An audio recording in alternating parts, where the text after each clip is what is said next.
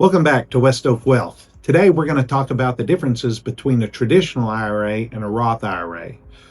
There's many different types of retirement accounts that fall under the umbrella, the rules of a traditional IRA. Those include a 401k, 403b, SEP, Simple, versus the Roth IRA. First off, let's talk about the traditional IRA.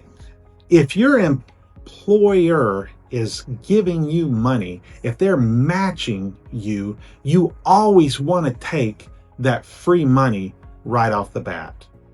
Another good thing about a traditional IRA is that it reduces your taxable income. This is good if money is tight, if cash flow is difficult. Now, Uncle Sam always gets paid. He gets paid now or later. With a traditional IRA, he's going to get paid later. So as you withdraw the money in retirement, that's when it comes out and Uncle Sam taxes you at ordinary income rates.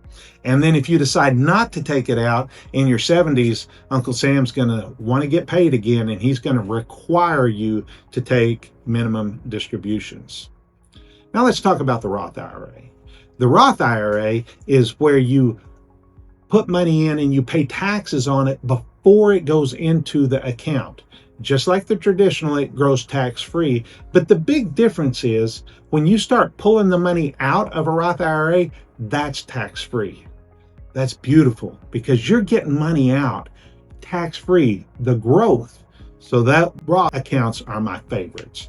And furthermore, another good thing about it is there's no required minimum distributions if you have money coming in other places, which that's great, especially when it moves into, if you wanted to pass that money on to your heirs, it goes to them tax-free as well. So which is better? It really just kind of depends. Is money tight? If it is, you probably want to go with a traditional IRA. If you can afford to pay the taxes today, the Roth is your better choice.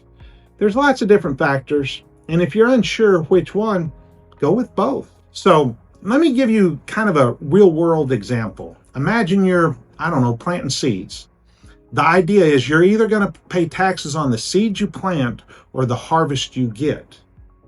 So obviously you're going to pay less taxes on the seeds, but the problem is you're going to pay those taxes when you're young and money's tighter.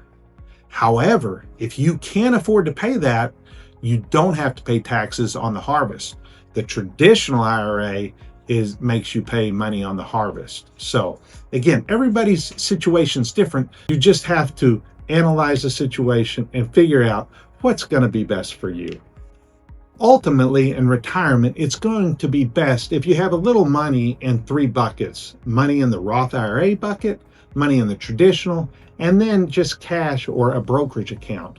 This is important because as you are nearing retirement, cash flows will be wild. It's hard for us to predict right now what your cash flows are going to be like. So if you have a little money in all three buckets, that gives the retirement plan many more options. So to sum up quickly, what do we need to do? First of all, take the employee match, especially if the budget's tight. If you have strong cash flow, go with the Roth. If you're unsure and you can afford it, do a little of both. The main thing is be sure to be flexing those investment muscles as much as possible at a young age, because time is the greatest lever to a good retirement.